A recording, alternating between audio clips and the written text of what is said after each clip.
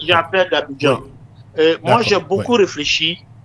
Tu sais que ces gars-là, le pouvoir est en train de ruser avec l'opposition. Tout à fait. Oui. Et le peuple de Côte d'Ivoire. Ils sont en train de ruser avec le renouvellement de la liste électorale. Moi, je pense, à mon humble envie, qu'il faut se concentrer sur l'audit de la liste, ce qui est là déjà.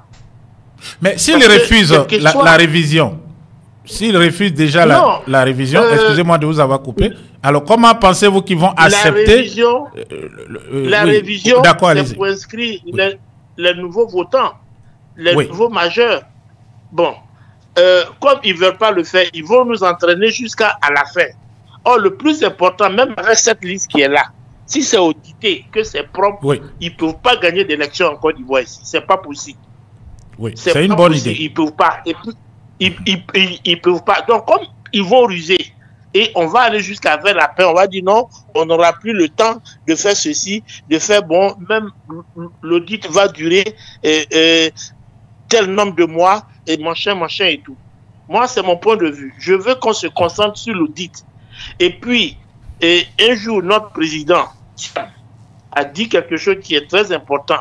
Et c'est ce qui se fait au Sénégal, partout il y a la vraie démocratie. Proclamation des résultats par bureau de vote. Tout à fait.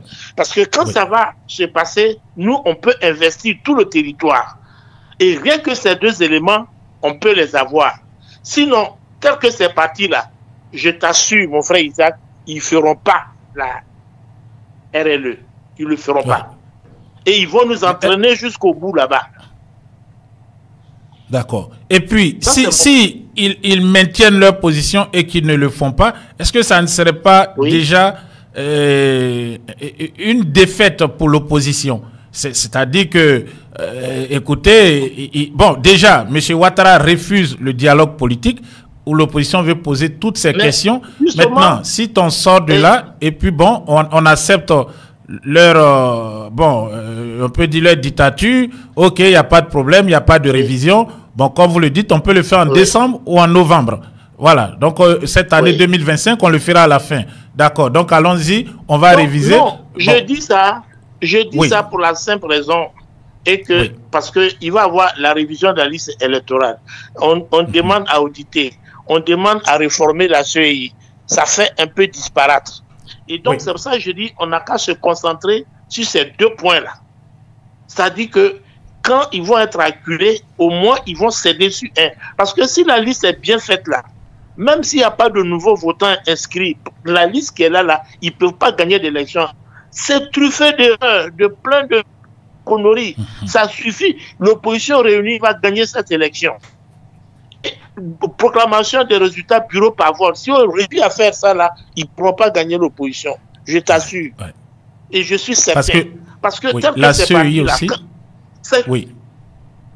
Mais la CEI, aujourd'hui, on connaît leur position. Ils ne feront rien pour changer quoi que ce soit. Mais si on est d'accord sur le principe que les résultats seront proclamés par bureau de vote, mais il n'y a pas de problème. On ne pourra pas contester quoi. Parce que c'est ce qui se fait au Sénégal, même au Ghana, partout. C'est ce qui se fait. Si on réussit à faire ça, on va les avoir par là. Parce qu'ils se croient plus malins que les autres. Donc, quand quelqu'un te fait ça là, il faut chercher des alternatives. Moi, en tout cas, c'est ce que je vois. Parce qu'il y a beaucoup de choses qu'on met dans la balance. Et si on est dispersé, ils vont nous entraîner jusqu'à vers octobre là-bas. Et on n'aura pas quelque chose de potable qui pourra nous sauver dans ces élections-là. En tout cas, moi, c'est ce que je vois.